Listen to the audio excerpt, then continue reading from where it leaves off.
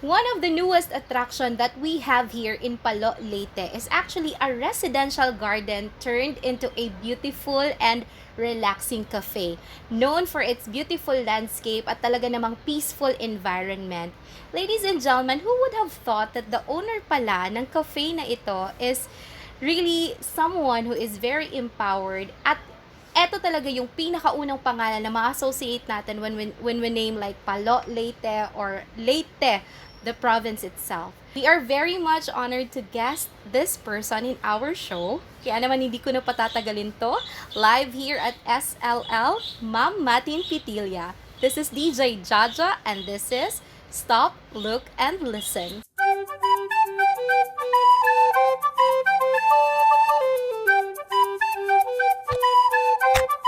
Ma'am, good afternoon. I'm so excited for this interview.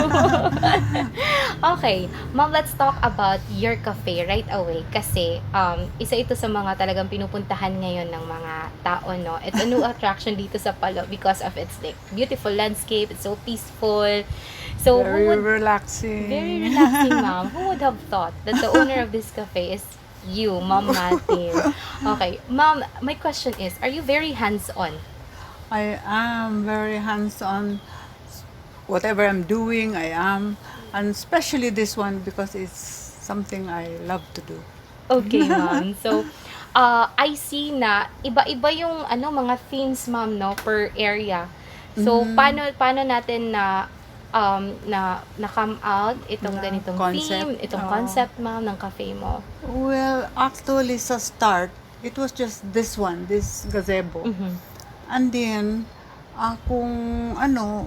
when a lot of people come, na overcrowded and Oh. napupuno siya. So I feel that we should be observing the social distancing, Okay. ganon, with the present times. So nag-additional ako doon sa open lang. Open lang doon. Pero, when it rains, Okay. mapuno pa rin din eh. Magkuan pa. Nganhi man gihapon nga tanan. So, I added that one. Additional ko na lang yan. I put a roofing and then ako na yung nag-decorate. The concept ko lang, my idea of how to make people relax and sit down and sip their coffee and enjoy every drop of it and then eat their pasta and just enjoy the place. Okay, ma'am. So, you opened this cafe right in the middle of pandemic. What are your challenges? Well, ang fears ko palagi is what if people coming in could perhaps in a way spread the Virus. ailment, the virus and all that. Pero I observed social distancing and then groups lang, group of 3, group of 2. And then it's outdoor. So wala akong indoor. So it's all outdoor. If the wind is free to breeze in and out, and then the sun is always there. If it rains, the rain is there. If the sun is there, the sun is all over the place. So So the sun is my disinfectant actually. But every night, right after the people leave the place, mag-disinfect ako. Mayroon akong UV lights. So I disinfect the whole place. Ganun.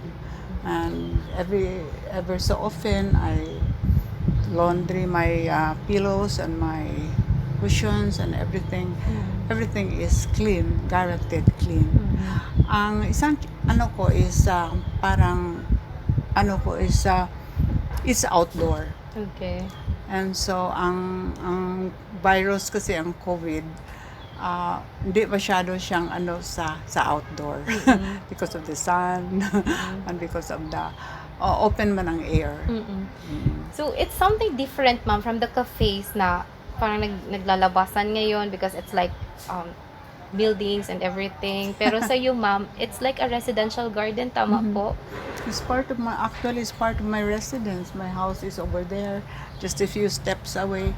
Pero parang sinegregate ko lang, dinivide ko lang ng mga decorations. Oo. Like So- I have the arco there.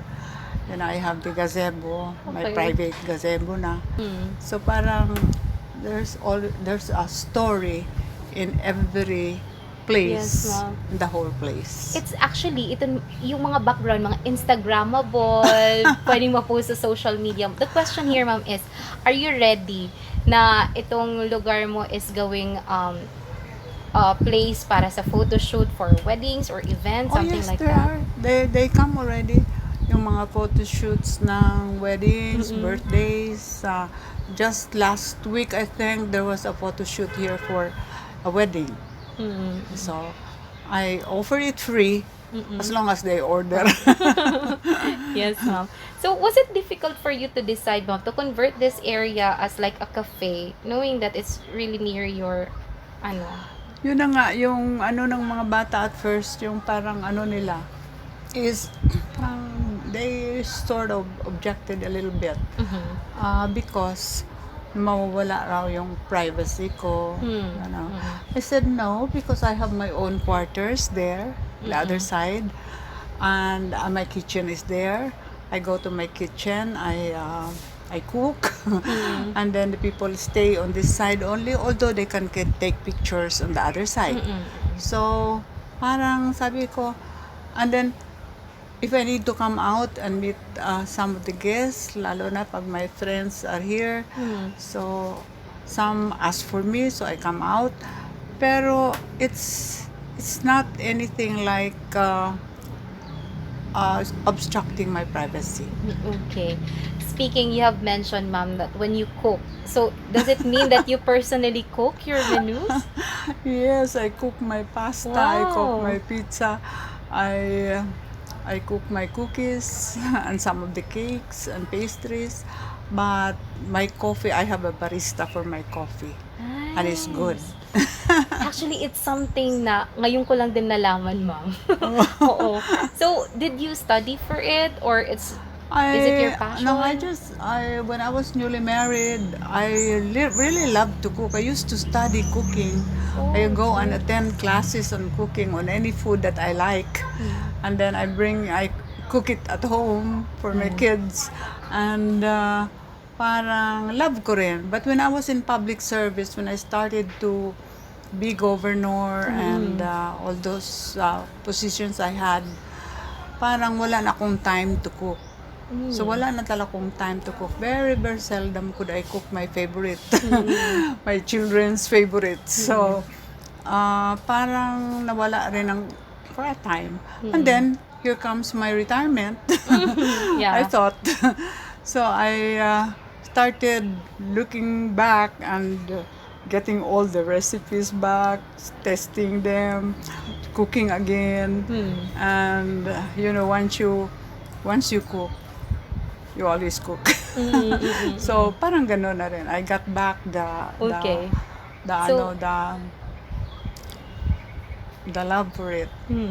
So that's what made you busy, ma'am, during Yes. your rest sa politics. Sa pandemic. Because when I was retired, it was also about the time that pandemic set in. Okay. So, parang na ano ko na rin, so I started kasi sa bahay lang ako. I started, and then I was not mayor anymore.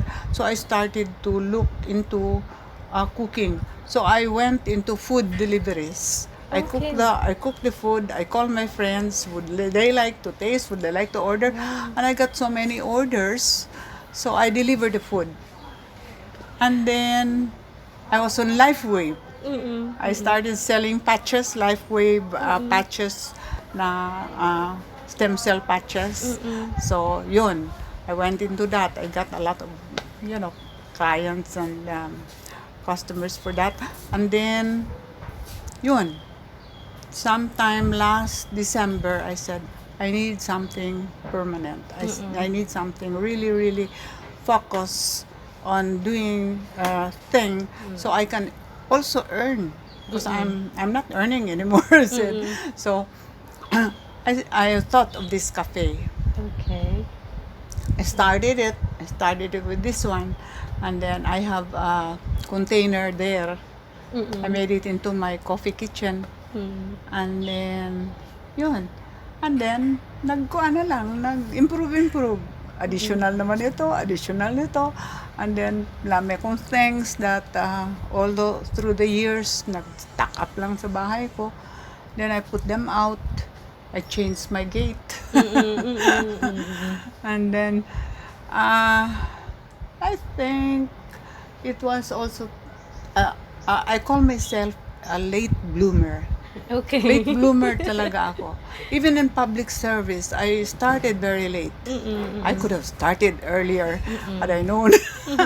Pero late bloomer talaga ako. Even in Mahjong, I am a late bloomer. I win in the later part of the night. But anyway, there's no limit to, Yes. to expressing yourself Oh, Mom, through all these things. I'm so amazed because right now you're just showing the other side of Matin because a lot of people know you as a politician, Matin, who is really strong. I see you as hardworking, a brave woman na parang walang time talaga. Workaholic, yes ma'am, definitely. So, it's the lighter side of Matin. Yes, I think it's the maybe there's a little bit of artistic traits in me because I love to tinker with all these things. Yes, ma'am. I Imagine just coming arrange everything. Yes. I do that part there. I should make the wall interesting, not just a wall. So I made it like that. I should make my palm trees interesting. I should make this gazebo interesting. I even have a lovebird, huge cage there for lovebirds, Yeah, and I have wow. lovebirds. I have koi fish, a lot of koi fish in my house, and in my house I have this little pond where I raise my koi fish. Okay. And then it goes inside my house. The water goes inside my house, and I have the sound of water every time in my living room. So, now, naging Yes. matunog itong pagbabalik mo sa politika, ma'am. The big comeback. I knew it. Oo. I knew this was coming. This Kasi- question. Kasi But, ma'am, it actually went viral all over social media. Alam mo yun, naging matunog talaga ang pagbabalik ni Ma'am Matin sa politics. Tell us about it. What made you decide? Well, I was really prepared. In fact, this is why I have this cafe because I thought I should do something. I'm not used to not doing anything, just staying the whole day in the house. Can you imagine with the pandemic there? So I can't go out much. So I said I should really do something. I shouldn't just be staying without doing anything. I should do something not just for myself, but also to entertain people, Yes. to let them know that I have this place for them. They can come and relax and be happy and while drinking their coffee. So I went into this. And then just when I was so engrossed with it, I was focused with it, here comes my son, Secretary. Okay. He was saying like, Mommy, I'm planning to run for governor, sabi niya. So my wife, si Ann, my daughter-in-law, sabi niya, my wife, the two of us can't run, cannot be in government at the same time. Just one of us has to be there. Kasi ang daming asikasuhin, family and all that. Yung my little business nila. Oo. So, anyway, I said, but I thought that I'm retired now. But he said, but I guess you have to run because we cannot just leave Palo just like that. Mawawala lang or, without anyone really responsible who will just have to bring Palo back or continue to work for Palo. So, that's a challenge din ako. Even if at this late in my life, but I'm still very active. Yes, ma'am. I'm nakaluoy sa Diyos, wala akong mga sakit-sakit good.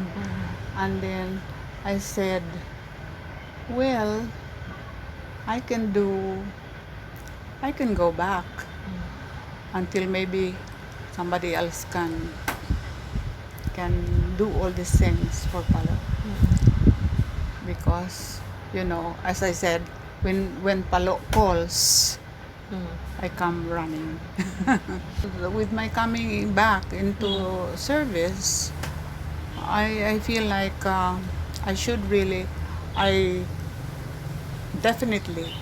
going to continue what Ikot and Ann has been doing for Palo and the province of Leyte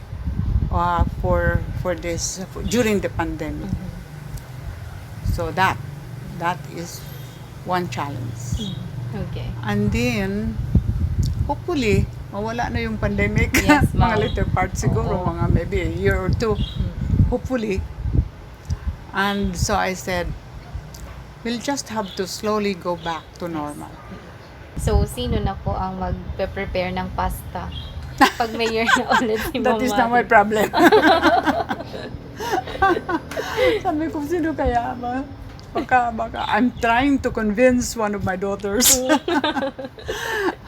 I'm trying to convince her kasi she's also into food and magaling din. So I said, dito na lang, then maybe come and go. Kasi may familia rin siya in the States. So, baka ganon. Then I'll have to look for someone I can really trust to do all these things na hindi mapabayaan yung coffee shop. I cook my own cookies and I have peanut blossom cookies, I have oatmeal cookies, I have lemon cookies, and then I make also my own pasta and pizza. Grabe.